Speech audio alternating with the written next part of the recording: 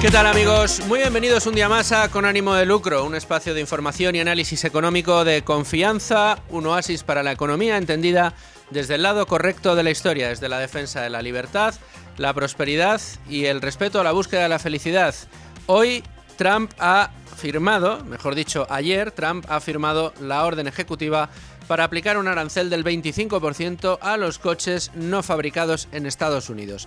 ¿Qué consecuencias va a tener eso para España? ¿Qué consecuencias va a tener eso para Europa, para nuestra industria, para la industria comunitaria? Lo vamos a ver ya.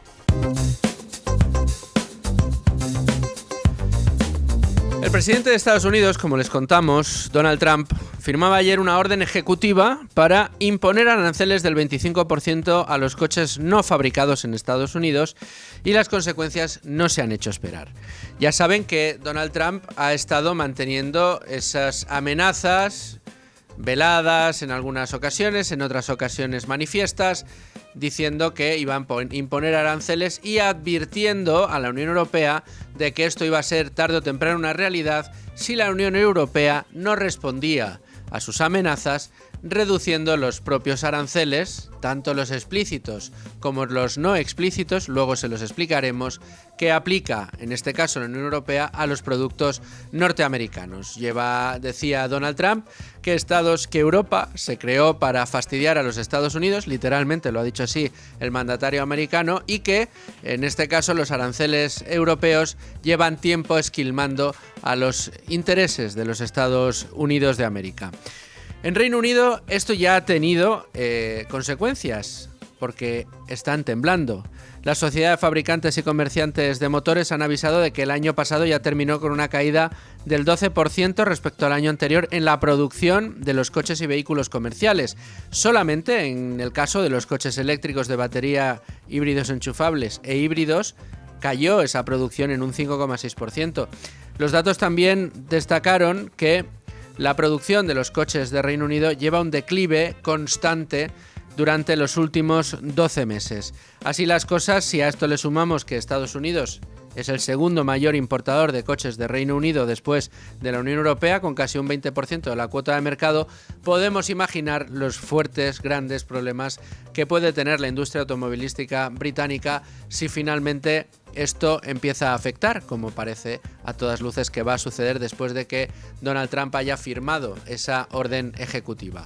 En cuanto a los fabricantes europeos, los analistas ya han advertido de que ese arancel del 25% sobre las importaciones de automóviles europeos va a representar el peor escenario posible para la industria, una industria que ya viene tocada. Recordemos, Mercedes atraviesa importantes problemas, también BMW, por supuesto Volkswagen, y precisamente estas tres marcas, las tres alemanas, van a ser las que más sufran.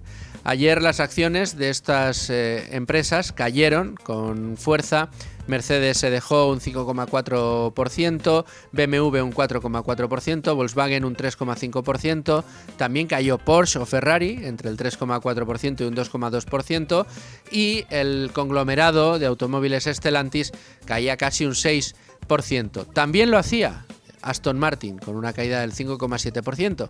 Estas caídas no reflejan sino el temor, el miedo o la afección que el mercado considera que van a tener estas marcas precisamente por esa diplomacia arancelaria de Donald Trump. Vamos a ver cómo afecta eso a otro tipo de productos, por el que la industria auxiliar de la industria automovilística también se va a ver afectada, y por supuesto también se va a ver afectada por esos aranceles en Estados Unidos.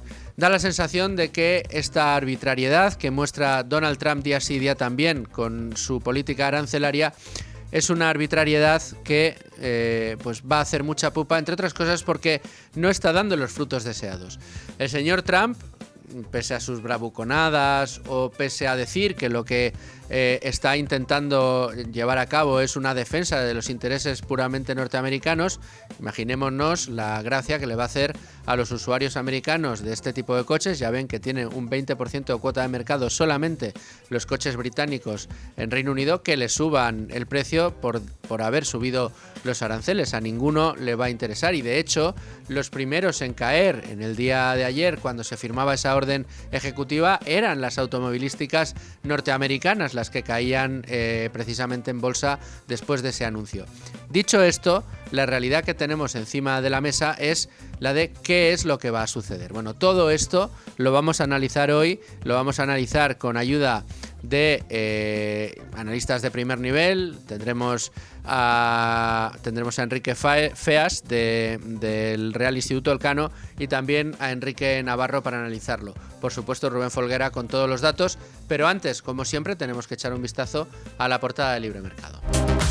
Ya tengo conmigo a Beatriz García, jefa de Libre Mercado. Bea, ¿cómo estás? Muy buenas. ¿Qué nos traéis hoy? ¿Qué menú nos habéis preparado para hoy en la portada de Libre Mercado? Bueno, pues lo que nos prometiste, que lo está petando. El primero, claro, el ICO está ocultando el estado de esos 11 créditos, casualmente, que recibió la empresa ligada al padre Pedro Sánchez.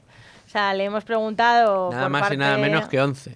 11, sí. Y no nos dan información de ninguno de ellos. No nos dan información. A Pablo Aro, que es el que está a pico y pala con transparencia y preguntando a Moncloa, pues le dicen que es que, pues primero, bueno, muchas excusas. Primero que es por confidencialidad. Luego que le rechazan una segunda petición porque hay problemas con protección de datos y tampoco le pueden dar detalles, que no proceden. No procede preguntar por las empresas y los negocios de la familia de Pedro Sánchez. Ya sabemos que al gobierno no le gusta nada. Y bueno, pues ha habido un tercer intento, se pregunta por el porcentaje de devolución, si está devolviendo esta empresa los préstamos, el monto total, qué parte se ha pagado, y se declina. O sea, el ICO dice que no sabe si estos créditos se están pagando o no. Créditos que se concedieron, bueno, pues los avales COVID, todo el mundo sabemos que a través del ICO se instrumentalizaron estos préstamos, que si las empresas no pagan sería el Estado el que abonase la deuda, y bueno, pues Playboy se llama la empresa y ha multiplicado sus ganancias casualmente también desde la llegada de Pedro Sánchez al poder. Un plastiquero, Playboy. Sí. Bueno, y luego ayer dedicamos el programa a la problemática por los laudos a las renovables, ¿Sí? a esa decisión de la Comisión Europea de pedirle a España que no pague ni uno de los que tiene abiertos dentro de la Unión. Pero tenemos más información porque claro, Teresa Rivera sigue en el ojo del huracán por este tema. Por supuesto, y los afectados, todos esos fondos de inversión, todas esas empresas a las que se le prometieron unas primas que luego se les retiraron, dicen que no se van a dar por vencidos, que van a seguir guerreando contra el gobierno, si tiene que ser en Estados Unidos, porque la verdad que los juicios no están siendo en España en su mayoría. Entonces, bueno, pues que ellos van a recrudecer todavía más la ofensiva, que esto de que la Comisión Europea diga que no se paguen X millones, más de 100, a una empresa, pues que no les da miedo, sino todo lo contrario, les ha enfadado muy mucho. Entonces, bueno, pues van a seguir y ven que la Unión Europea y Bruselas está jugando la competitividad, ahuyentando el capital, minando la confianza de los inversores y debilitando al final nuestra credibilidad. ¿Qué más asuntos nos habéis preparado? Dime uno más y luego lo que nos preparáis para mañana. Bueno, pues también hemos hablado de un caso de ocupación bastante lamentable. Unos padres que están enfermos, que tienen también un hijo por discapacidad, nos lo cuenta nuestra compañera Sandra León, y que están desesperados porque tienen que sufrir a un ocupa en su casa, y el titular la verdad que es bastante revelador. Seguramente que estos pobres señores no lo hacen, pero dicen, si yo no recupero mi vivienda haré lo mismo, como diciendo, mira, como no me den mi casa me meto yo en otra casa, y empiezo una rueda muy muy peligrosa. Círculo hartazgo vicioso y fruto de la desesperación sobre estas declaraciones. Tremendo. Para mañana, ¿qué nos estáis preparando? Bueno, pues ahora mismo está en directo nuestra ministra de Hacienda, María Jesús Montero, está contando, haciendo balance de la recaudación, del gasto, del déficit de todo 2024, previsiones para 2025, y ya ha dado, bueno, pues algunos datos, récord recaudatorio, para la agencia tributaria, las cotizaciones sociales rompen la barrera de los 200.000 millones en ingresos, estamos hablando también en los ingresos que recauda la agencia tributaria en récord y rozando los 295.000 millones de euros. Ha dicho que va a ceder en esta guerra que tiene con Yolanda Díaz por la tributación del SMI, pero va a ser con condiciones, no va a subir el mínimo exento, sino que solo le va a conceder, no sé si una especie de reducción o algo así se está hablando, a los trabajadores que cobren el SMI, o sea que no va a ser una bajada de impuestos para todos, o sea que va a llegar, pues, como decimos, a un término medio, y está hablando del gasto de defensa, del déficit y como siempre celebrando unas cuentas que son bastante dudosas. Dudosas y la verdad que decepcionantes, porque si siempre están hablando de récords de recaudación evidentes, porque nos están sangrando impuestos como nunca, da pena que no los aprovechen para reducir el gasto, que no los aprovechen para reducir la deuda. Ninguna intención. En absoluto. Bueno, pues seguiremos presa del Estado. Bueno. Beatriz, muchísimas gracias. A vosotros. Y seguimos leyendo Libre Mercado. Gracias, hasta luego. Vamos enseguida con todos los datos, vamos a analizar para que ustedes sean capaces de comprender cómo está la situación arancelaria de Europa, de España, Estados Unidos y de vuelta, para que entendamos mejor cómo se producen estas negociaciones, si se pueden llamar de una manera, o cómo tenemos que interpretar esta agresividad arancelaria del señor Donald Trump. Pero antes, si tienen algún dinero ahorrado, están pensando en invertirlo, quieren hacerlo en inmuebles pero no les alcanza como para poder meterse en la compra de una vivienda, bien para darle un lavado de cara y venderla, o bien para ponerla en alquiler. Y quieren ustedes, sin embargo, invertir en el negocio inmobiliario. Bueno, pues con el crowdlending inmobiliario que practica Cibislend, tienen ustedes esa alternativa. Si entran en www.cibislend, con V y terminado en D, cibislend.com, si ustedes entran en esta página, van a poder encontrar toda la información y darse cuenta de cómo a Cibislend le llaman a la puerta a las promotoras inmobiliarias que tienen algunas fases por financiar, cómo Cibislend presta esa financiación y cómo es usted el que se encarga de dotarla. De 250 euros, rentabilidades de entre el 10 y el 15% y además en plazos cortos, de entre 10 y 15 meses es lo que vamos a encontrar en Cibislend. Una alternativa muy interesante, desde luego, para todo aquel que quiere exponerse al negocio inmobiliario sin querer comprar una casa. Y ahora sí, nos vamos, como siempre, como todos los días, al tema del día. Entramos de lleno en el tema del día. Recordemos esos aranceles que ha firmado en esa orden ejecutiva Donald Trump de cara a la industria automovilística, pero no solo esto. Toda la información en manos de Rubén Folguera. ¿Cómo estás? Buenas tardes. Buenas tardes, ¿qué tal? Pues Donald Trump ha anunciado un arancel del 25% a los automóviles fabricados fuera de Estados Unidos y que se importen al país norteamericano. Algo que ya pues von der Leyen ha lamentado públicamente, y también el primer ministro canadiense, entre otros. Y lo que ha dicho Trump es que, cito literalmente, vamos a cobrar a los países por hacer negocios en nuestro país y por quitarnos nuestros empleos, nuestra riqueza y muchas cosas que nos han estado quitando a lo largo de los años. Esto es, digamos, la cita y digamos el discurso que pues plantea Donald Trump en su estilo mercantilista o neomercantilista de defender mediante restricciones y proteccionismo.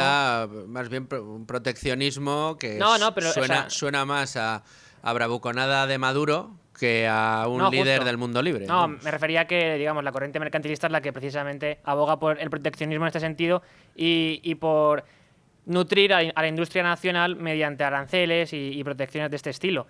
Y es que además, en una nota remitida, luego ha aclarado que este arancel pues se afectará y se impondrá sobre los vehículos de pasajeros, entre ellos los SUV, los turismo y demás, y también las camionetas que se importen. Como consecuencia, las bolsas se han visto afectadas, como es natural, y una de ellas fue la bolsa de Tokio, que bajó más de un 0,5% a la apertura en el día de hoy tras estos nuevos aranceles de Trump. Luego el sector del automóvil europeo ha caído un 5% por los aranceles, o el anuncio de los aranceles, que se aplicarán a partir del 2 de abril.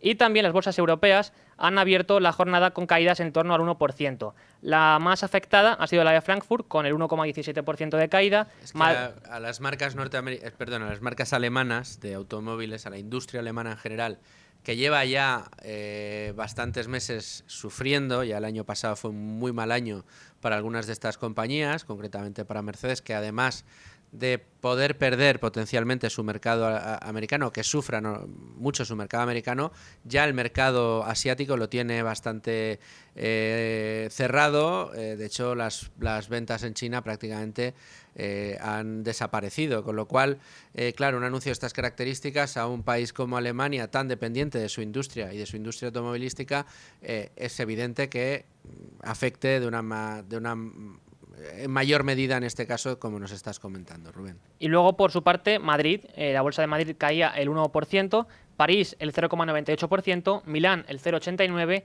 y Londres el 0,46%. Mientras que el Eurostock, el índice en el que cotizan las empresas europeas de mayor capitalización, también cedía el 1,15%. Por su parte, Wall Street cerraba ayer en rojo y de hecho el Dow Jones se dejaba el 0,31%, el S&P 500 el 1,12% y el Nasdaq, que es el índice tecnológico, más del 2%. Y finalmente, en el mercado de deuda también se veía esto porque el interés del bono alemán a largo plazo que caía al 2,7%. Esto es una cosa, la verdad, que llamativa, ¿no? Sobre todo por la caída que está experimentando Wall Street y por las dudas que está despertando la economía norteamericana. Lo comentábamos el otro día, Rubén, en otro de los programas que dedicábamos a mirar a Estados Unidos, pero resulta cada vez más paradigmático, ¿no? Cómo lo que en un principio parecía que iba a ser una acción de gobierno de Donald Trump con la ayuda de Elon Musk, para meter en cintura el gasto norteamericano, que se había expandido mucho con Biden, para hacer cada vez más atractiva esta economía, las inversiones extranjeras, para reducir burocracia e impuestos, y que necesariamente en un primer momento este tipo de políticas suelen provocar un shock o caída de la economía, insisto, en un primer momento por ese ajuste que se tiene que producir. Pues sobre todo esas esas empresas o esos sectores mucho más favorecidos por el gasto público, cuando tú le cortas el grifo, pues suelen tender a caer. Los más vulnerables desaparecerán y los más sanos revivirán, digamos, en un segundo momento, como le está pasando a Argentina, sí, que cuando se impusieron los recortes sufrió la economía argentina, pero antes del año ya estaba creciendo y ya hoy está creciendo. Por cierto, Argentina, de la que hablaremos dentro de unos minutos a partir de la 1 con José Ignacio del Castillo en esa mirada a la gran apuesta liberal argentina. Pero volviendo a Estados Unidos, lo que llama, insisto, la atención, lo que nos disgusta especialmente, es que estamos viendo cómo la economía norteamericana está cayendo, cómo sus empresas están sufriendo, cómo ese momento, esa temida recesión se está acercando, pero no por el efecto del recorte de gasto, pero no por el efecto del recorte de burocracia, no por el efecto de bajadas intensas de impuestos, no. Lo está haciendo por efecto de una política que está mostrando Donald Trump en todo el mundo, donde no parece que exista un rumbo fijo más allá del introducir una incertidumbre tremenda en el mercado y en todos los sectores a los que afecta precisamente esta política arancelaria.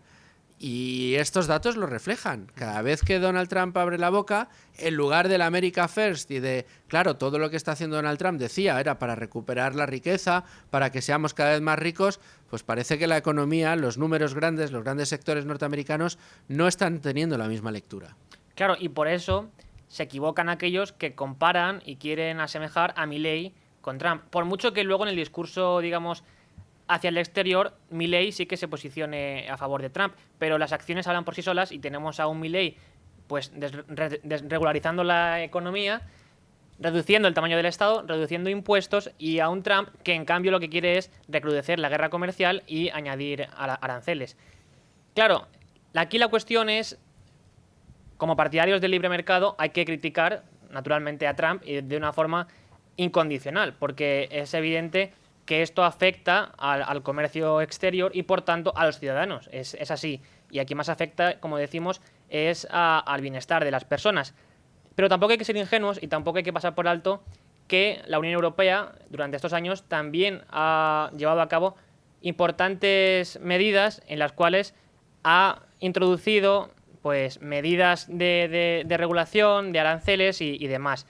Y aquí tenemos que diferenciar, por un lado, los aranceles efectivos, que lo cierto es que son más altos desde la Unión Europea hacia Estados Unidos que al revés, y de hecho, según destaca el ING Research, los aranceles efectivamente aplicados no difieren en gran medida, así en general, pero si nos centramos en los automóviles, en la agricultura y en los alimentos, sí, porque en el caso de los automóviles el arancel que aplica la Unión Europea es del 10% a Estados Unidos y en cambio Estados Unidos hacia la Unión Europea sería el 2,5%. Le ha movido la coma. Del 2,5 le ha quitado la coma y Eso se ha quedado es. en el 25 ahora. Eso es. Luego, a partir del día 2 de abril. a partir del 2 de abril. Luego existe una diferencia de más o menos 3,5 puntos porcentuales en los aranceles promedio sobre alimentos y bebidas, es decir, los aranceles aplicados por Europa son 3,5 puntos mayores en este sentido que los que aplica Estados Unidos, y en los aranceles sobre productos químicos son de media un punto porcentual más altos en la Unión Europea. Es decir, que partimos de la base, o sea, más allá de la bravuconada, más allá de la errática política que está llevando a cabo Donald Trump, o de las amenazas, hoy sí, mañana no, luego pasado mañana digamos que sí otra vez, ahora se aprueba la orden ejecutiva. Más allá de todo esto, lo que sí que tenemos es un punto de partida en el que la Unión Europea, en su conjunto, está cobrándole aranceles a los productos norteamericanos mucho más altos, en muchos casos, de los que nos aplica Estados Unidos a nosotros. Porque a estos que has comentado hay que sumarles los aranceles ocultos, que son aranceles que los productos, o digamos, son impuestos, tributos, obligaciones de pago que los productos europeos no tienen que pagar en Estados Unidos, pero que los productos norteamericanos sí tienen que pagar en Europa. Claro, y es que en la actualidad la Unión Europea lleva a cabo la imposición de impuestos que no son aranceles, pero que se suman a los aranceles. Y si nos centramos en el caso de los automóviles, tenemos que mientras que Estados Unidos aún no aplica un IVA a la importación de automóviles, que es lo que sí quiere aplicar a partir de ahora, la Unión Europea, en cambio, aplica un IVA mínimo del 17% en este sentido, que luego hay países en los que es mayor, precisamente porque es una competencia que también se le da cierta libertad a cada país para ello. Y además de esto, en otros sectores, por ejemplo, en el de derechos de emisión de carbono, también se están planteando nuevas restricciones. Ya tenemos derechos de emisión, pero es que además, en 2023 se aprobó la que es o el llamado mecanismo de ajuste del carbono en frontera, que simplemente lo que viene a hacer es aplicarse a las emisiones de carbono que la Unión Europea considera importadas. Y de este modo, hasta 2026, los actores que exporten estas emisiones de CO2 a la Unión Europea solo tendrán que notificarlo, pero a partir de 2026 se prevé que tengan que pagar ciertos ajustes financieros y otro tipo de impuestos. O sea, vamos, para que lo entendamos todos mejor, que sepamos en qué momento y en qué punto nos encontramos. Estamos preocupados porque Estados Unidos acaba de poner un arancel del 25% anunciado para Europa y el resto de países que quieran exportar sus coches, sus automóviles a los Estados Unidos. Y tenemos que en Europa nos llevamos las manos a la cabeza, con razón, pero por esa escalada que no queremos. Pero claro, el gran problema que tenemos es que si sumamos el IVA que le cobramos a Estados Unidos y a cualquier otro que venga a la Unión Europea, pero si sumamos ese 17% mínimo, poniéndonos en el mejor de los casos al 10% del arancel que le estábamos cobrando, nosotros nos quejamos porque nos van a imponer un arancel del 25% cuando nosotros ya de facto les tenemos puesto un arancel entre una cosa y la otra del 27%, casi del 30%. Esta es la realidad a la que tenemos que mirar a la cara, sobre todo de cara a la respuesta que vayamos a dar. ¿Qué queremos? ¿Una escalada? Es decir, ¿ahora nosotros vamos a subir todavía más nuestros aranceles? ¿O, en cambio, vamos a tratar de negociar una bajada conjunta de aranceles? A mí, personalmente, es lo que me interesa, porque al final estas bravuconadas arancelarias de Donald Trump lo que conducen es generalmente a una guerra arancelaria. Es a que la Unión Europea no quiera renunciar en ningún caso a todo eso de más que está cobrando y que lo que haga sea responder diciendo que va a cobrar todavía más a los productos americanos. De esa manera, tanto la industria productora como la consumidora, es decir, como los consumidores, están sufriendo ambos en dificultades para el comercio, y la otra parte, la de los consumidores, en efectos de subidas importantes de precios. De hecho, lo hemos dicho muchas veces en este programa y yo no me cansaré de repetirlo. Deberíamos preguntarnos por qué seguimos pagando los coches tan caros en Europa y cuánto de eso que pagamos por los coches en Europa se debe a una excesiva regulación, a unas piedras en el camino que se le ha puesto a una industria que ha tenido que verse obligada a cambiar su modelo de negocio, a cambiar su forma de fabricar, a cambiar todo aquello que era su know-how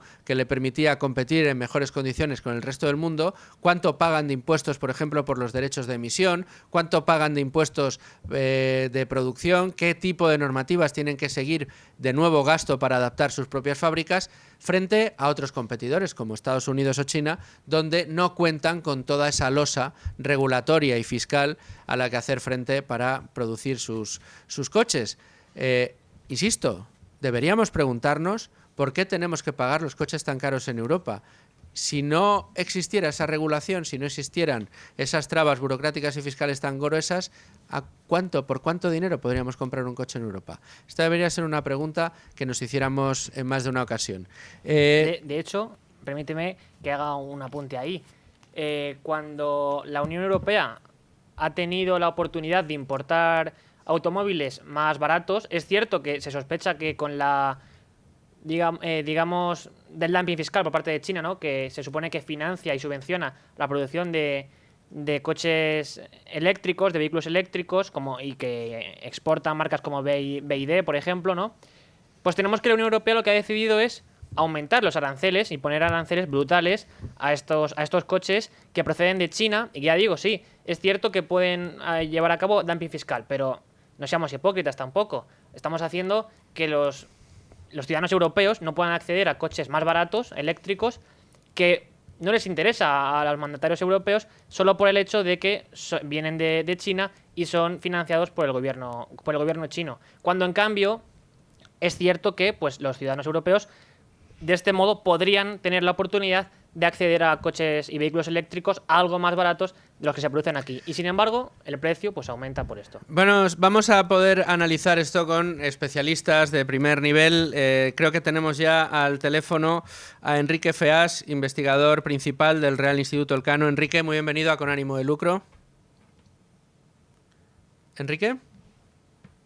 Creo que no tenemos a Enrique, vamos a tratar de recuperar esa conexión. Bueno, pues precisamente por lo que estamos comentando, porque no es algo que podamos resolver con cierta facilidad ni tengamos demasiado en nuestra mano para tratar de evitar esa guerra arancelaria que se nos viene encima. Aquí tenemos doble problema. Por un lado, un país que está llamado a liderar la economía mundial, en este caso Estados Unidos, que parece que va a entrar en recesión y donde estamos viendo que todo aquello que apuntaba en campaña como que iban a ser las acciones primeras de gobierno del señor Donald Trump no se están produciendo y se está produciendo lo peor de la primera de las legislaturas de Donald Trump, que fue esa bravuconada arancelaria a la que se dedicó buena parte de su mandato, lo único que corregida y aumentada. Y mientras en Europa, pues mirándonos el ombligo y siendo campeones, en este caso, de la regulación. Vamos a hacer una pequeñísima pausa, a ver si recuperamos las conexiones y volvemos con nuestros analistas. Seguimos analizando toda esa política arancelaria de Donald Trump y sus efectos en la industria europea, una industria europea que además atraviesa una situación muy particular, que es la de esa obligación que tiene rearmarse precisamente también por la decisión de Estados Unidos de abandonar la defensa de Europa tal y como ha venido manteniendo durante prácticamente el último siglo. Para analizar esto teníamos al investigador principal del Real Instituto Elcano, con quien vamos a intentar hablar un poquito más tarde, pero ya me escucha uno de nuestros analistas de cabecera, que también teníamos previsto para hoy, que es Enrique Navarro, analista internacional, amigo de este programa. ¿Cómo estás? Bienvenido a Con Ánimo de Lucro. Hola, buenos días, Luis. Enrique, ¿cómo está afectando esta política errática en materia de aranceles a la industria europea? Una industria muy sensible, hay que decir, porque no es la que goza de mejores condiciones fiscales y regulatorias precisamente, y a la que la suma de este tipo de amenazas pues no hace más que poner más palos en la rueda, ¿no? Pues imagínate cómo puede estar una empresa que, como Mercedes-Benz, por decir algo, que no sabe a qué precios va a vender mañana, quién va a ser su competencia, porque cuando te mueven, diríamos, la línea de suelo de tu precio, te la suben, pues obviamente ya compites con segmentos distintos, ¿no? Yo creo que esto es una auténtica locura desde el punto de vista de lo mal que se está gestionando por Trump todo este tema. No por ya estar a favor o en contra, sino simplemente porque se está gestionando muy mal y eso a su vez pues genera una gran incertidumbre porque no sabemos si estos aranceles pueden acabar en un 25%. No digo que vaya a subir los aranceles al automóvil más del 25%, es que en función de cómo se haga la normativa puede que estemos hablando de aranceles del 100%. Claro. Por digamos, todo lo que es el trasiego de piezas y componentes del automóvil, con lo cual es una situación un poco dantesca y de hecho, bueno, hoy las bolsas, pues las empresas automóviles han caído todas, incluidas las americanas, ¿no? Sí, bueno, hay que decir que fueron las primeras en sentir esa espantada inversora, las automovilísticas norteamericanas, porque claro, esto no favorece a nadie. De todas maneras, estábamos aquí, Rubén y yo, analizando un poco la situación de partida y esa parte, valga la redundancia, que menciona siempre Donald Trump cuando se refiere a la industria, perdón, a los aranceles europeos. Él habla de los aranceles ocultos y los que no están ocultos. Y dentro de los ocultos está un IVA, que a nosotros no nos cobra Estados Unidos, pero que nosotros sí que le cobramos a los productos norteamericanos, que el mínimo es del 17%. Si hablamos de la industria del automóvil, además tenemos un arancel del 10%, con lo cual estamos más cerca del 25, del 27%, que es lo que nos quiere imponer ahora. ¿Por qué no se quiere abordar este problema en Europa, siendo quizá o se nos puede antojar, concediendo que efectivamente está llevando esto muy mal, de una muy mala manera y además de una manera muy nociva a cualquier tipo de intereses, a los americanos y los europeos, el señor Trump, porque no hace más que añadir incertidumbre? No se está llevando este tema. Además, si el objetivo que persigue es la desaparición de los aranceles a un lado y a otro, no parece que esté tomando la mejor vía para conseguir ese objetivo. Pero lo cierto y verdad es que aquí en Europa parece que no hay ningún interés en abrir el debate y decir, oiga usted, si aquí vamos, si hemos decidido que los aranceles son malos, pues que sean malos para todos y quitémoslos, ¿no? O reduzcámoslos al máximo. Bueno, vamos a ver. En primer lugar, un arancel es una medida proteccionista, ¿vale? El IVA que se aplica a las importaciones no es una medida proteccionismo, es una medida recaudatoria, sí, que además no discrimina, quiero decir que da igual que el producto venga de un sitio o de otro, ¿no? También hay muchos países que pagan IVA, que pagamos IVA por sus importaciones, pero a su vez esos países exportadores también tienen IVA. Que Estados Unidos tenga una estructura fiscal distinta y que no tenga este impuesto no significa que no haya otros impuestos o una estructura fiscal diferente, ¿no? Con lo cual, diríamos, cuando hablamos de esto del IVA como un arancel, pues no lo es. O sea, no lo es, puesto que además no discrimina, aplica para todos los países. De hecho, incluso el propio vehículo que se fabrica dentro de España tiene que venderse con IVA, con lo cual tampoco discrimina a los americanos respecto de los europeos. Luego, evidentemente, claro que hay aranceles que se han venido aplicando y se aplican, ¿no? Pero quiero decir que incluso en el caso de que los aranceles se apliquen, ¿no? Que puede ser una medida razonable, en un momento dado lo que hay que hacer es hacerlo bien, ¿no? Y en todo caso, los aranceles que aplica Europa son para medidas muy concretas dentro del propio mercado de la Unión Europea, pero yo creo que Trump, o sea, la razón por la que Trump hace esto no es porque sienta que no vende vehículos americanos, porque nunca se han vendido en la historia vehículos americanos en Europa por sus propias características, digamos, contaminantes y de potencia, ¿no? Con lo cual ha sido un mercado que siempre ha estado mucho más vedado al resto del mundo, ¿no? Pero bueno, yo creo que ahora lo que se pretende es de alguna forma contentar a una clase trabajadora americana que tuvo muchos años brillantes en el automóvil y que ahora se ha visto obligada a hacer otros trabajos y esto ha generado, diríamos, este núcleo de votos tan importante para Trump, de estos trabajadores de cuello azul blancos que han sido su principal nicho de votos y que se han visto perjudicados por el proceso de desindustrialización en Estados Unidos. Esta medida, decía yo, que llega en un momento especialmente delicado para la Unión Europea porque tiene que reestructurar sus planes de gasto para poder incrementar las capacidades de defensa. Es el debate que estamos escuchando. Hemos participado contigo también precisamente en esto, en un especial en Con ánimo de lucro. Pero, claro, en este contexto actual, una guerra arancelaria que castigue y mucho a empresas muy importantes y muy sensibles en todo el viejo continente, no parece que nos pille en nuestro mejor momento, podríamos decir. Casi podrías decir que nos pilla en nuestro peor momento. Sí. A ver, tenemos que ver que Estados Unidos, la Unión Europea tiene un saldo comercial con los Estados Unidos positivo.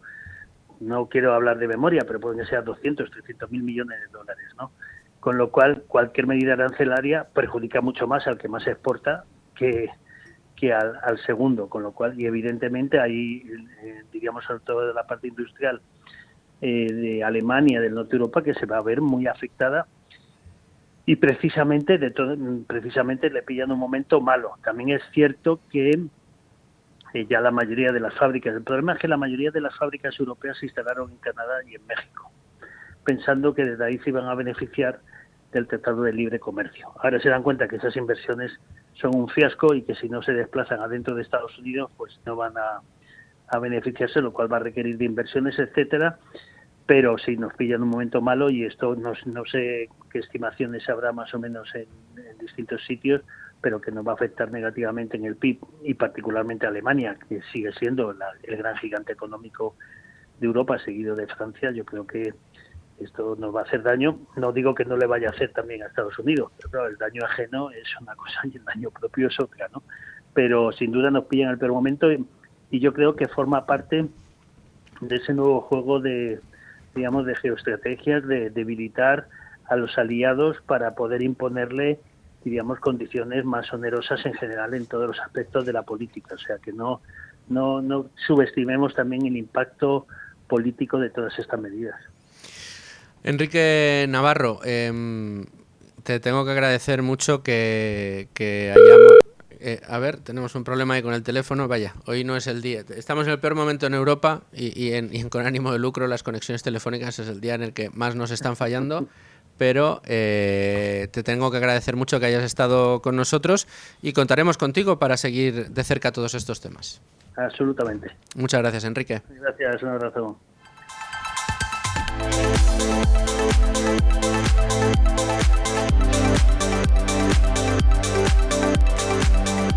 Y ahora sí que podemos hablar con Enrique Feas, investigador principal del Real Instituto Elcano. Don Enrique, después de las dificultades que hemos tenido, por fin podemos hablar con usted. ¿Cómo está?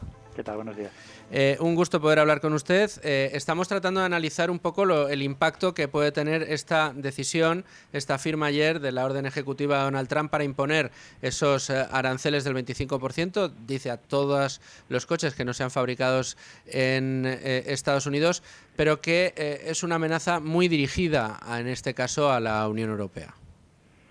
Bueno, muy dirigida a la Unión Europea, pero va a afectar también muchísimo a sus socios de México y Canadá, y a Japón y a Corea, que realmente son todavía más importantes que los vehículos europeos, aunque desde luego Alemania va a ser uno de los grandes perjudicados, de donde importa pues 24.000 millones de dólares en vehículos Estados Unidos. Los primeros que cayeron fueron los fabricantes, digo en bolsa, sí. Tras conocer los fabricantes americanos. Hoy Europa lo ha notado también con fuerza, con caídas importantes en todos los índices europeos y en las principales fabricantes de automóviles europeos.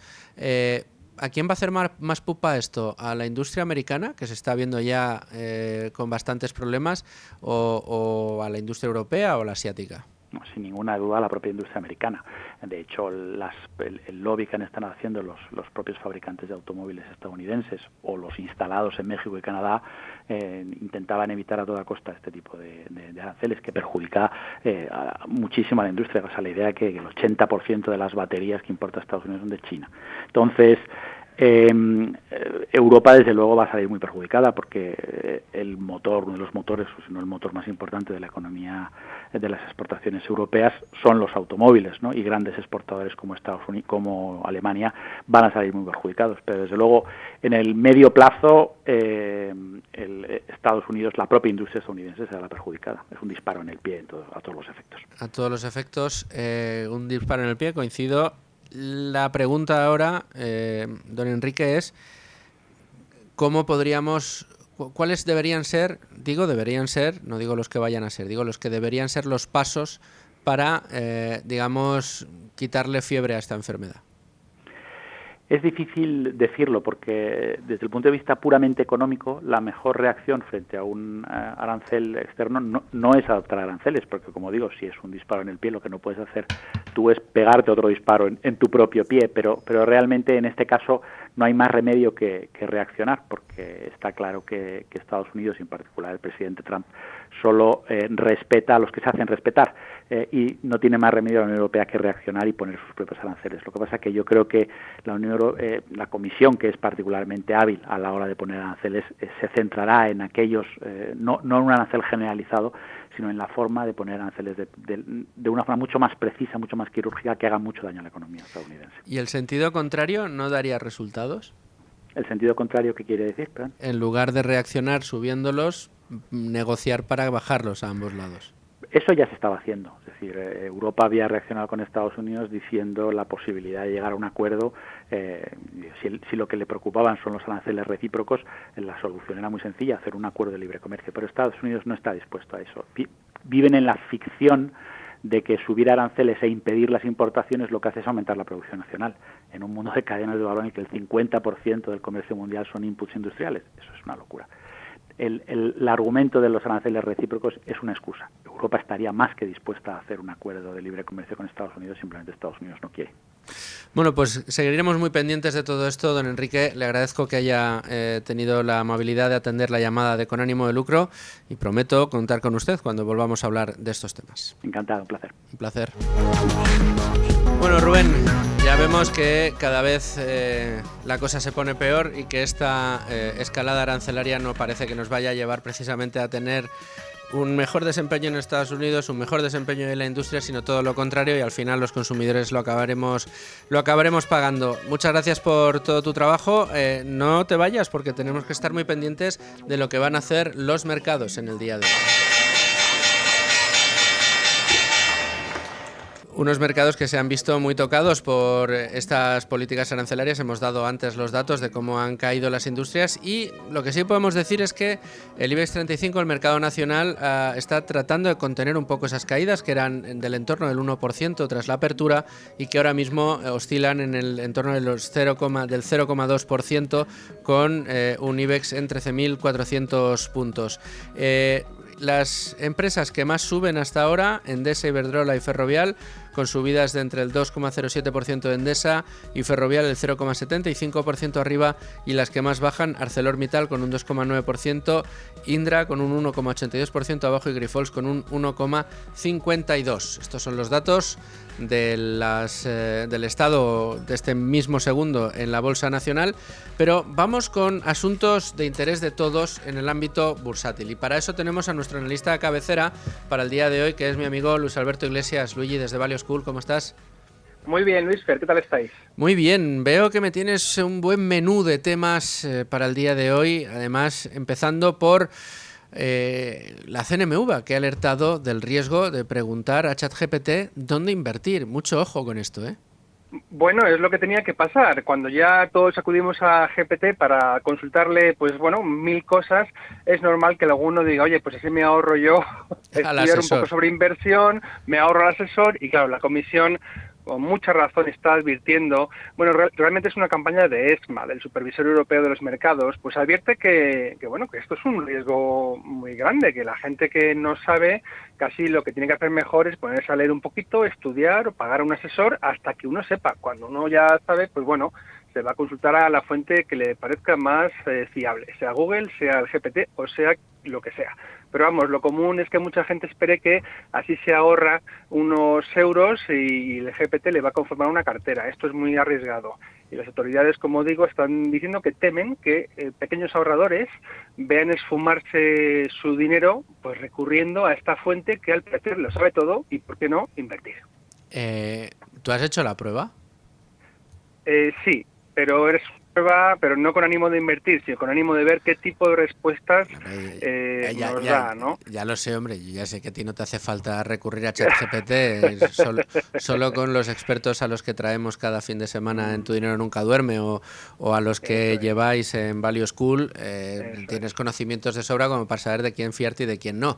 Y desde luego entiendo que no de ChatGPT, pero sí quería saber si habías hecho la prueba, yo reconozco que no la he hecho, y qué tipo de respuestas da en este caso esta inteligencia artificial. Es excelente, es decir, te conforma portfolios según objetivos, pero vamos a ver, lo que no va a hacer GPT nunca es gestionarte la cartera, que es lo importante. Es decir, que nadie confunda lo que puede obtenerse con una consulta a ChatGPT o a otra inteligencia artificial con el servicio que dan, por nombrar, por ejemplo, MyInvestor, Finicens o Indexa, que son 3 gestores automatizados que te configuran la cartera, que te seleccionan los fondos, digamos, con menos comisiones y más rentables y que encima te la reajustan según los vaivenes del mercado. Por eso te cobran una comisión que muchos pensamos, yo me incluyo entre ellos, que puede merecer la pena. GPT va a dar unas carteras a partir de lo que tenga en su cerebro, vamos a decir, que enseguida pueden quedarse desactualizadas y esa gestión no la va a hacer nunca la máquina. Y si el usuario sabe tan poco que se va a fiar de lo que le diga el GPT, pues casi mejor que se le confíe a un profesional. Desde luego que sí. Más asuntos, tenemos noticia importante, Vanguard llega a España. Efectivamente, esto es una notición, Luis Fer, porque raramente todavía seguíamos preguntándonos muchos por qué esta enorme gestora, la segunda del mundo por volumen de activos gestionados después de BlackRock, no tenía sede en España. Vanguard había estado comercializando sus famosísimos fondos indexados de ultra bajo coste y gran rentabilidad a través de terceros. Pues mira, he mencionado unos hace unos segundos contigo, pues gestores automatizados como MyInvestor, Finicens, Indexa, etcétera. O bien, cuando alguno contrataba alguno de estos fondos, pues a través de la banca tradicional, que no suele ser muy amiga de venderlos. La cuestión es que ya en España gestiona Vanguard 15.000 millones de dólares de patrimonio de inversores que estamos radicados en España. Y bueno, pues ha llegado un momento en que ha interpretado que el mercado está ya maduro para poner aquí ya una pica en Flandes, su sede. Bien, es verdad que el responsable Pablo Bernal está operando desde Londres todavía, pero próximamente ya van a abrir, digamos, tienda en Madrid, lo cual seguramente nos permitirá contratar directamente con la propia gestora este tipo de vehículos sin pasar por un intermediario. Bueno, y desde el plano de la comunicación, pues tendremos a Vanguard mucho más cerca para contar con ellos, ¿no? Para hacer nuestros propios contenidos. Pues ojalá que puedan venir a Value School o al Tu Dinero Nunca Duerme, en fin, ojalá podamos entablar relaciones con ellos porque son, vamos, los números fundamentales en la inversión. Sí, desde luego que sí. Más asuntos. Luigi, la Unión Europea impulsa el ahorro común con planes individuales y de pensiones. Bueno, de esto hemos hablado también, creo que la última semana que intervine en el programa, porque hay una voluntad de abrir para todos estas especies de SICAV individual o SICAV para particulares, es decir, una especie de cuenta dedicada al ahorro e inversión a largo plazo que tenga incentivos muy atractivos, exención quizá en plusvalías, en sección en ganancias de capital, una tributación, digamos, que la haga atractiva para todos y que fomente que todos nos pongamos a ahorrar para nuestra propia pensión, para ayudar al problema tan grande de la sostenibilidad del sistema de pensiones que nos están ocultando, evidentemente. Bueno, el problema es que esto se va a encontrar con muchas barreras. La propia Comisión Europea está intentando congraciarse con los Estados miembros para que ellos eliminen barreras regulatorias y tributarias, es decir, que armonicen, evidentemente a la baja, la fiscalidad de las inversiones en este tipo de cuentas y que fomenten su uso por parte de todos los ciudadanos que tengan ahorros, ¿no? Esto no va a ser nada fácil. El ministro de Economía de España ya planteó que, con suerte, en la segunda mitad de este año podrían ya los españoles conocer algo de cómo se va a traducir esta iniciativa a productos concretos en España. Ya te diré que el objetivo, y la noticia de la que yo me hago publicada en Expansión lo repite, el objetivo es que estas inversiones, atento a lo siguiente, se dediquen fundamentalmente a financiar grandes proyectos en sectores estratégicos como defensa, la transición medioambiental o la transformación digital, lo cual frustraría bastante del propósito, porque si te obligan, digamos, a invertir solo en lo que ellos quieran, pues dejará de ser muy atractivo. Vaya, una alegría que se trunca al final. Dices, mira, por fin lo han entendido y no, tampoco. Tampoco en ese caso. Luis Alberto Iglesias, Luigi, muchas gracias. Te veo el domingo en Tu Dinero Nunca Duerme, ¿vale? Así lo hacemos. Venga, un abrazo. Un abrazo muy fuerte.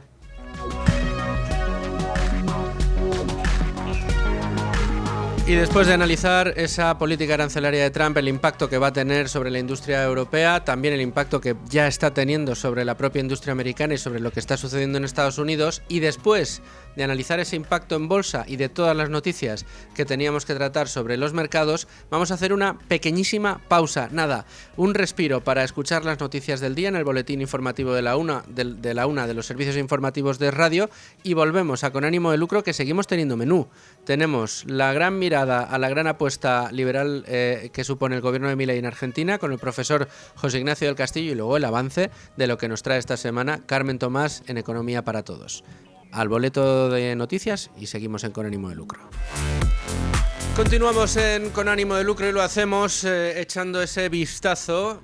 Y tengo que reconocer que hace ya algunas semanas que no ponemos nuestros ojos en lo que sucede en Argentina, a esa gran apuesta liberal que supone el gobierno de Javier Milei, pero hoy recuperamos esa sana costumbre y lo hacemos con un grande, con José Ignacio del Castillo. Profesor, ¿cómo estás?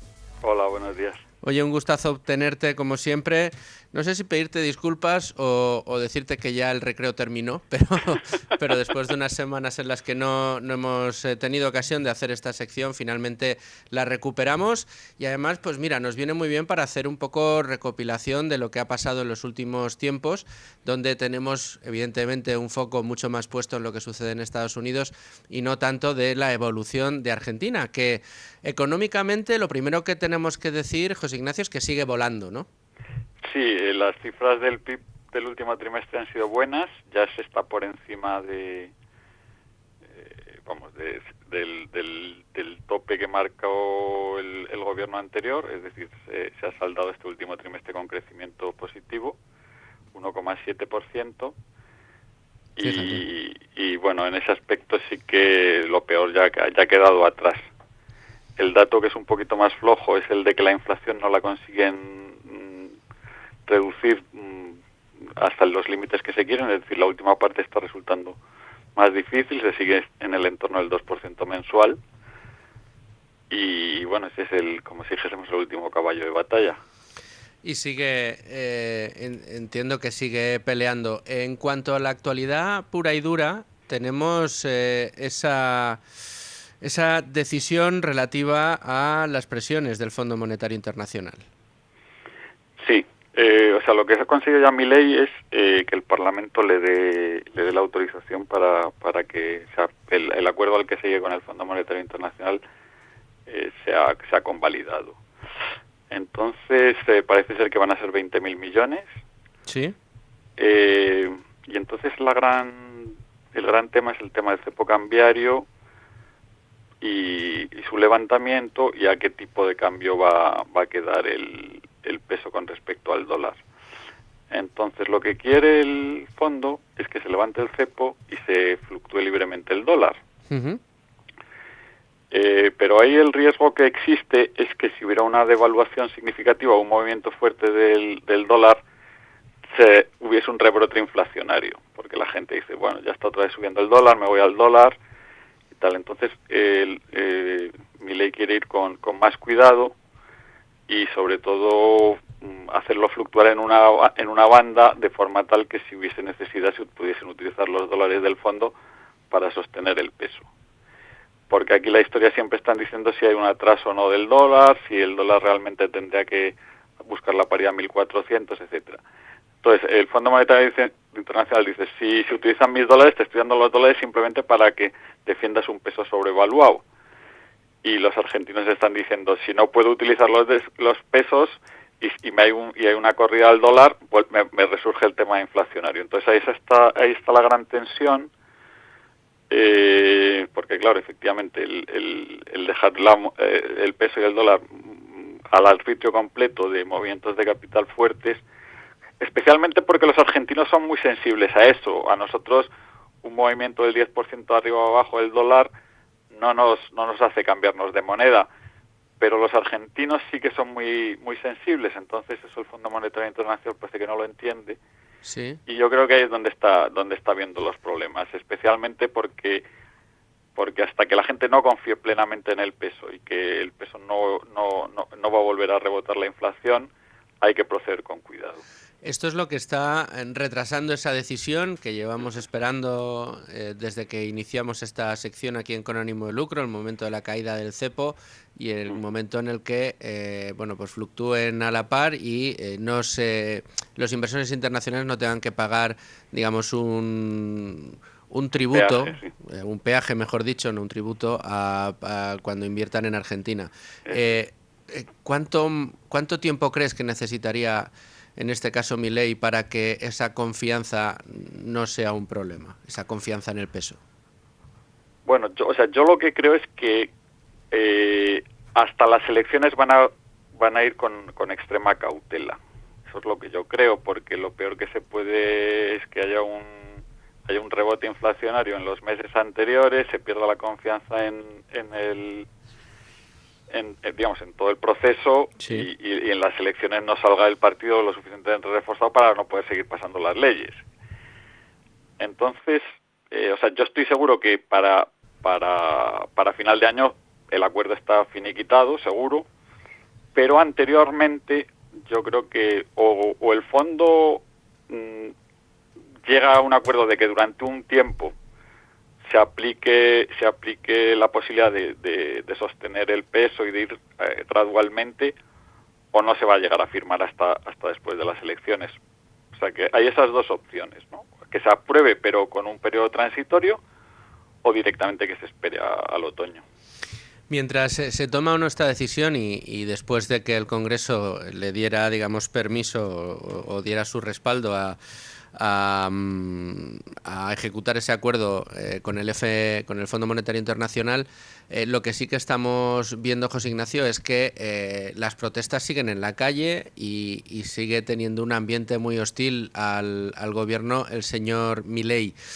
¿Esto es más lo que nos llega que la percepción que se vive allí, de tus contactos en Argentina? ¿Crees que se van apaciguando poco a poco, que el hecho de que el país haya mejorado económicamente mucho y que de hecho la pobreza empiece a retroceder y que la actividad vaya volviendo un poco a la economía argentina, empieza a ser un bálsamo para este tipo de protestas? Bueno, yo lo que creo es que el gobierno de Milei goza de apoyo, goza del apoyo mayoritario, incluso mayor del que tuvo en las elecciones.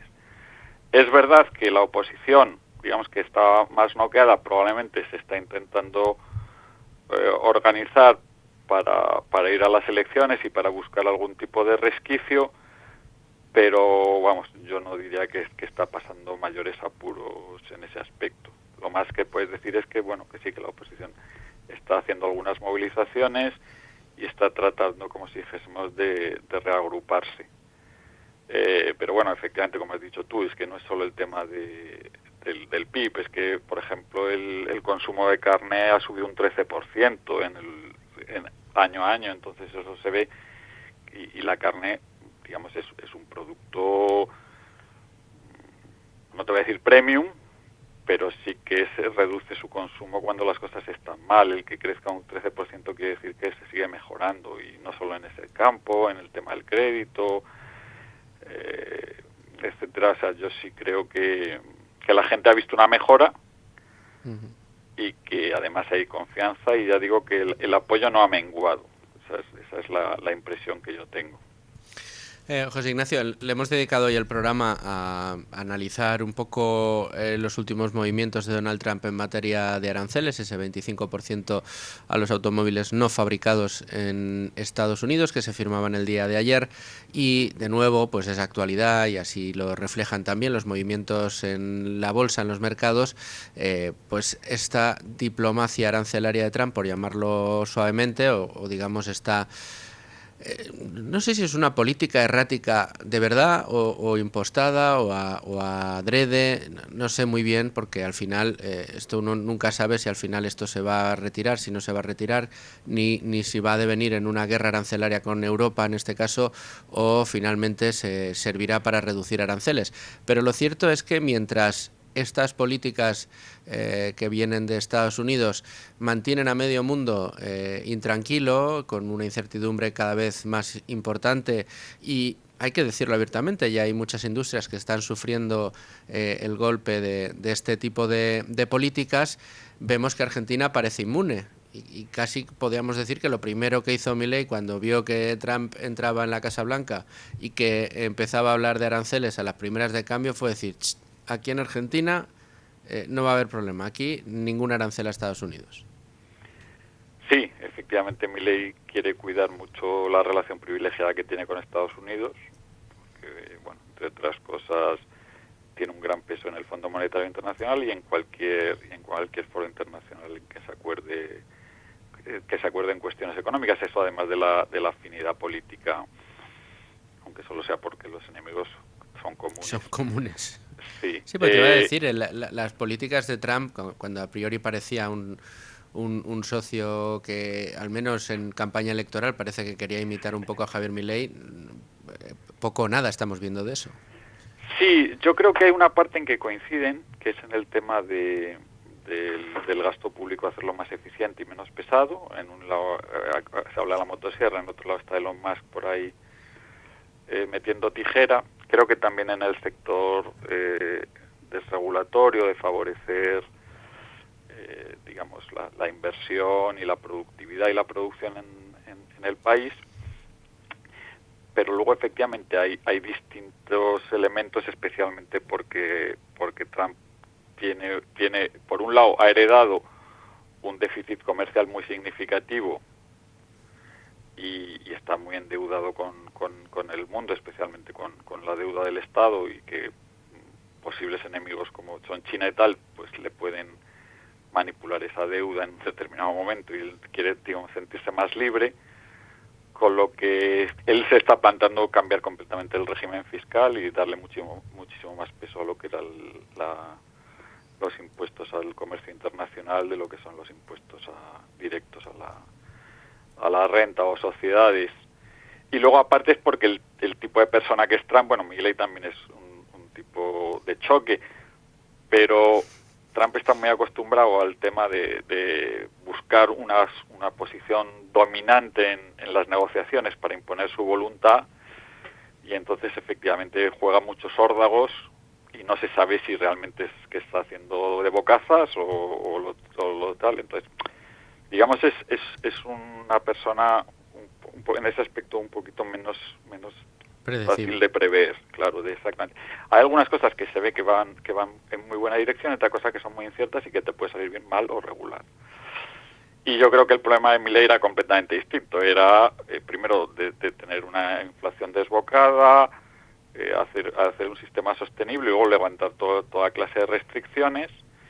Y entonces, en ese aspecto, digamos, él tiene su carta de ruta y, bueno, pues efectivamente pues necesita el apoyo de los Estados Unidos,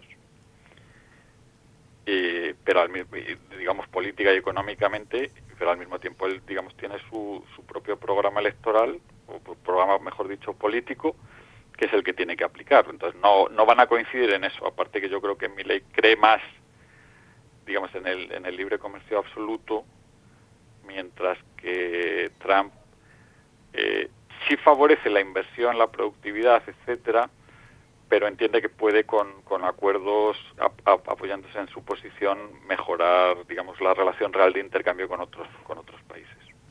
Bueno, aquí desde luego, José Ignacio, lo que vamos a hacer es seguirlo y tratar de analizarlo para llevarle a nuestros oyentes pues cómo van las cosas, al menos de momento contigo siempre en Argentina. José Ignacio del Castillo, como siempre, profesor, muchísimas gracias. Muchísimas gracias a ti. Y después de este vistazo a todo lo que está sucediendo en Argentina de la mano del profesor José Ignacio del Castillo, qué mejor que despedir el programa con una de las más grandes periodistas que ha dado España en el ámbito económico, que es Carmen Tomás. Además milita en nuestras filas. Carmen, ¿cómo estás? Muy bien, buenas tardes. Madre mía, ¿por qué te ríes? Ya empiezo poniéndome nerviosa. Es rigurosamente cierto.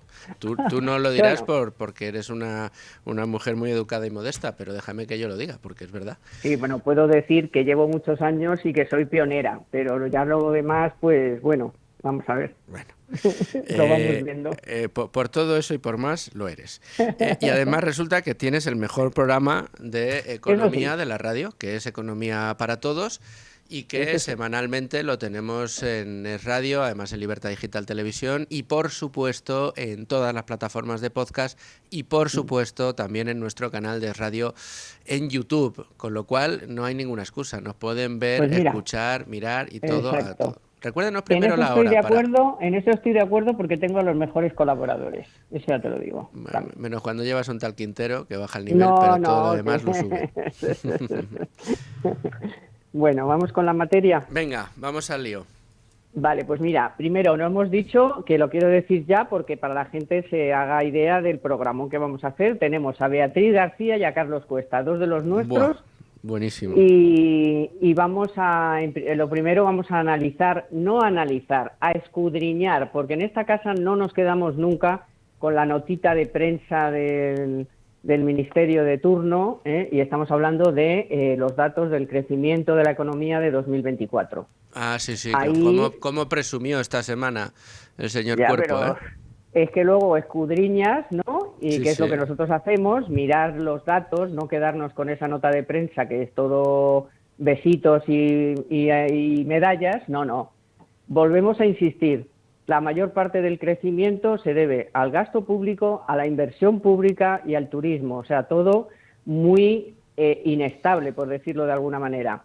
¿Por qué? Porque la inversión privada, la productividad, las exportaciones, nada, no acaban de tirar. Con lo cual es una economía que crece, pero que crece de forma insana, digamos, ¿no?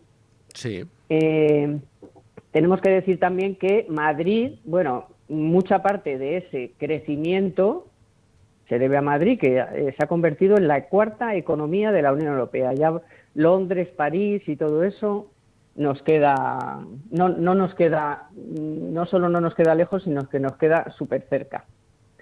Bueno, en paralelo con eso tenemos 2 o 3 datos que son muy interesantes. Y uno es un informe de Funcas que ya, con datos en la mano y todo bien hecho, las rentas medias han pagado ya más de 9.700 millones de euros porque la señora Montero no ha deflactado la tarifa del IRPF. Oye, casi 10.000 millones que nos hemos chupado de inflación sin tocar el IRPF. Luego, la economía sumergida, que somos los terceros de la Unión Europea, un 24% de economía sumergida.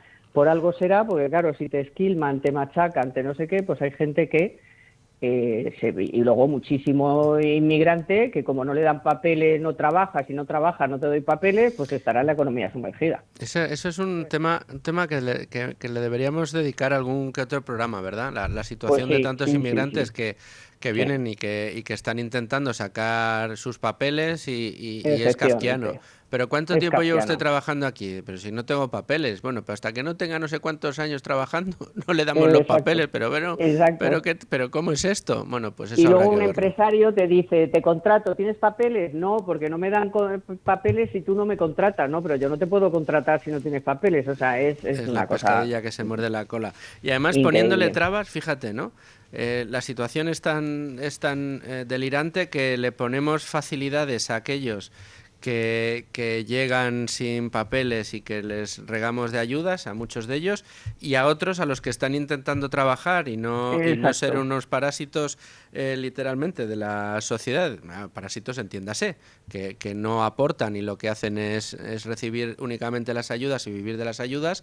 Pues al que quiere trabajar se le ponen todas las pegas del mundo. Es tremendo. Sí. Esto merece desde luego una pensada porque es una cosa que no tiene ningún sentido. Y luego no sé si te vas a sorprender porque no he oído cómo ha ido tu programa hoy todavía, pero no he podido. Pero el anuario de estadísticas laborales, ¿sabes lo que ha hecho? Que es el del Ministerio de Trabajo. Pues así, sin encomendarse ni a Dios ni al diablo, ha aflorado casi 700.000 fijos discontinuos inactivos apuntados al paro de media en 2024. ¿Sabes qué aumento significa con respecto a la prepandemia? Un casi 200%. Con lo cual, la factura del paro ha crecido un 6%, el paro se va a los 3,3 millones, que ya sabemos que son 4, si le añadimos otros demandantes de empleo que tienen varias categorías, porque están en formación, no sé qué, plan, casi 700.000 fijos discontinuos. Ya en el anuario de estadísticas laborales, no Carmen Tomás, no Luis Fernando Quintero, no Carlos Cuesta, no. El anuario de estadísticas laborales, que es del Ministerio de Trabajo. No sé si esto le ha sentado bien a Yolanda, o lo ha permitido ya, o le ha dado vergüenza y ha dicho, bueno, después de 3 años yo creo que ya está bien, o ahora le viene bien, o no sé lo que ha pasado. El caso es que nos han dicho ya más o menos cuántos de media 700.000. O sea que ha habido meses de más, meses con algo menos. Bueno, pero eso es el reflejo de una realidad terrible que vive nuestro mercado laboral, por mucho que se quiera ocultar. Hablabas de los datos macro que ha presentado ayer mismo, el miércoles, Carlos Cuerpo, y presumía, además, dijo literalmente, estamos en una economía que funciona extraordinariamente bien, que crea empleo de calidad, dijo que crea empleo de calidad, y lo que en realidad estamos viendo es que detrás de esas afirmaciones, detrás de esos parabienes que se regala a sí mismo el Ejecutivo, lo que existe es una precariedad creciente y una dificultad cada vez mayor para encontrar un empleo, eso, de calidad y sostenible. De los de toda la vida, de 8 horas, que es que la mayor parte de los empleos son a jornada partida, son eso, vete ahora y ven mañana, luego te quito, luego te pongo, te vas a casa, pero te pago el paro, pero, o sea, un auténtico desastre. Pero no solamente fardó Cuerpo cuando presentó los datos, es que el somnífero a lo presidente que nos metió ayer, que se supone que iba a hablar del plan de defensa y lejos de hablar del plan de defensa, fardó 800.000 veces de la marcha de la economía y la cuarta economía del no sé qué y la mejor del planeta y no sé qué. Eso sí, los presupuestos, si eso ya, a lo mejor el año que viene. Sí, de presupuestos no quiere hablar el presidente.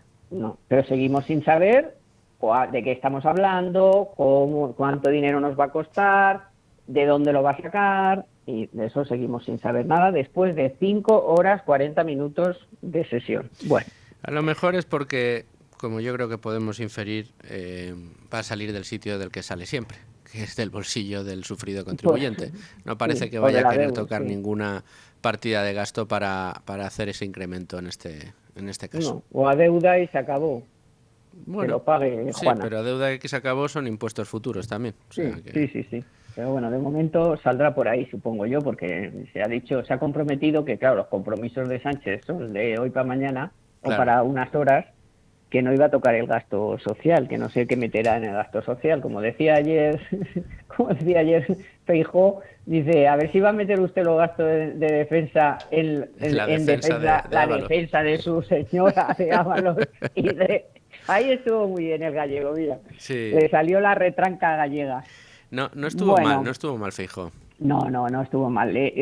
Aprovechó muy bien los 16 puñeteros minutos que le dejaron después de la hora y pico y los 40 y tantos de réplica que le dedicó. 44 minutos de réplica, ¿eh? De una hora y pico, 45 o 44 minutos a Feijóo, que le dijo de todo menos bonito, pero bueno, también estuvo bien Feijóo, la verdad, y ya está bueno. Total, no sabemos nada de ese plan, que no se llama de defensa, por supuesto, tiene como 6 o 7 palabras para que no sepamos de qué va. Bueno, después tenemos a estas dos peleándose, a Yolanda y a Montero, por lo del SMI y el IRPF. Dice Montero que ella tiene una solución. Bueno, vamos a ver cuál es, porque de momento no lo sabemos. Y por cierto, está presentando, no sé si en los últimos minutos ha terminado ya, también el cierre de la ejecución de las cuentas del año pasado. No sé si está en ello. Estaba en ello esta mañana, no sé si ha terminado ya. Pues también lo comentaremos, claro, a ver cómo ha ido el déficit y todas estas cosas. Claro que sí. Oye, recuérdanos, Carmen, día, hora y coordenadas.